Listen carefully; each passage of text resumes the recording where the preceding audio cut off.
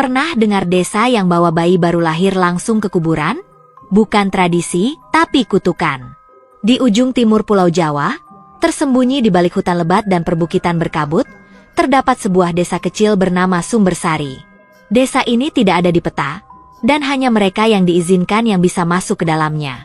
Terlihat biasa, sawah, rumah kayu, dan penduduk yang ramah.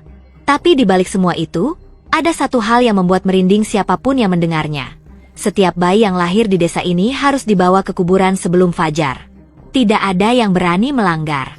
Bahkan mereka yang berpendidikan tinggi pun, jika pulang kampung dan kebetulan melahirkan di sana, tetap mengikuti ritual itu. Tidak ada pengecualian. Konon, jika tidak dilakukan, sang bayi bisa menghilang tanpa jejak di malam pertama. Ratih, seorang perempuan berusia 30-an, baru saja melahirkan anak pertamanya setelah penantian 8 tahun. Dia dan suaminya, Jatmiko, memilih pulang ke Sumbersari karena merasa lebih aman dengan bantuan ibunya dan tetangga. Hari kelahiran anak mereka disambut tangis haru seluruh keluarga.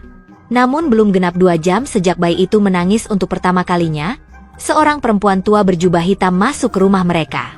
Wajahnya keriput, suaranya serak, matanya tajam seperti tahu apa yang ada di hati orang lain.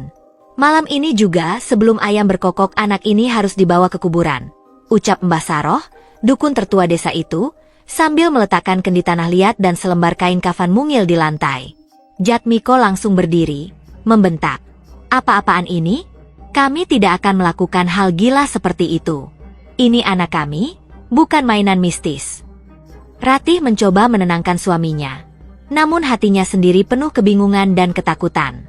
Ia memang pernah mendengar soal tradisi itu saat kecil, tapi mengira itu hanya cerita orang tua untuk menakut-nakuti. Mbah Saroh tidak marah. Ia hanya menatap bayi itu, lalu berkata pelan, yang menunggu tidak sabar. Mereka sudah mencium aroma darah kehidupan. Ucapan itu membuat suasana ruangan jadi dingin. Lilin-lilin kecil yang menyala tiba-tiba bergoyang, seolah tertiup angin yang tak terasa. Setelah Mbah Saroh pergi, Ratih dan Jatmiko tetap memutuskan untuk tidak mengikuti tradisi itu. Mereka yakin bisa menjaga anak mereka dengan baik. Jatmiko bahkan begadang semalaman, duduk di dekat ranjang, dengan parang kecil di tangan. Namun, sejak tengah malam, rumah mereka mulai berubah. Angin dingin masuk dari celah dinding bambu. Bau bunga melati bercampur tanah basah tercium dari arah dapur. Lampu minyak mendadak redup meski baru diisi. Dan di langit-langit rumah, terdengar suara gumaman aneh. Seperti doa, tapi bukan dalam bahasa manusia. Pukul 2.47 dini hari. Bayi mereka mendadak menangis kencang. Tapi tangisnya bukan seperti biasa. Nada suaranya berat, seperti ada suara lain yang ikut menjerit di dalamnya. Ratih panik. Ia memeluk bayinya erat, namun tubuh si kecil seperti makin dingin. Lalu, ketukan terdengar dari pintu depan. Hening sejenak. Jatmiko perlahan membuka pintu dengan waspada. Namun di luar tidak ada siapa-siapa. Hanya kendi Mbah Saroh yang terguling di teras, pecah jadi 2. Saat ia menoleh kembali ke dalam rumah, Ratih menjerit histeris. Bayinya hilang dari pelukannya. Tak ada suara, tak ada jejak. Hanya sisa tanah merah yang basah di atas kasur, dan sebuah kain kafan mungil tergeletak di lantai, berlumur debu dan tanah. Ratih pingsan seketika. Jatmiko, panik, berlari keluar. Ia berteriak memanggil nama anaknya, melintasi jalanan gelap desa, hingga akhirnya tiba di pemakaman tua di pinggir hutan. Kabut tebal menyelimuti setiap sudut, dan suara jangkrik berhenti entah kenapa. Di tengah nisan-nisan usang, ia melihat Ratih sudah berdiri di sana, berdiri kaku, wajahnya pucat.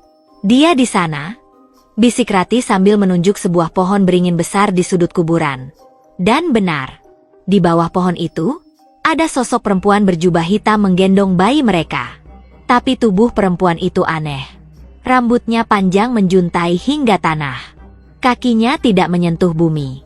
Dan ketika ia menoleh ke arah mereka, wajahnya tidak ada. Hanya kulit kosong yang menegang tanpa mata, hidung, ataupun mulut.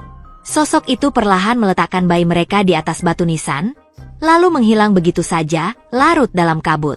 Ratih lari dan mengangkat anaknya. Bayinya menangis, hangat, dan hidup.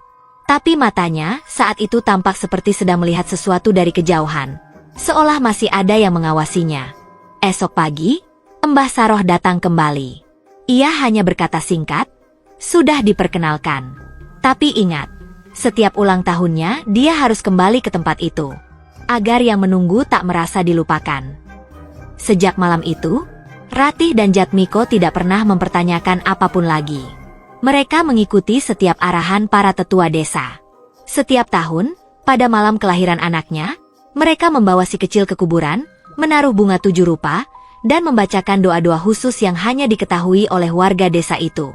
Namun, ada satu hal yang mereka simpan rapat-rapat. Setiap kali anak mereka pulang dari ritual tahunan itu, ia selalu berkata pelan pada ibunya, "Bu, tadi ada yang bilang aku punya saudara di bawah tanah, tapi belum boleh bertemu sekarang." Wajah Ratih langsung pucat setiap mendengar itu. Ia tahu, kutukan desa ini bukan sekadar mitos, tapi warisan. Dan kini, anaknya pun menjadi bagian dari itu. Kalau kamu lahir di desa seperti ini, apa kamu akan melawan tradisinya? Atau akan pasrah, berharap kamu bukan yang selanjutnya diperkenalkan?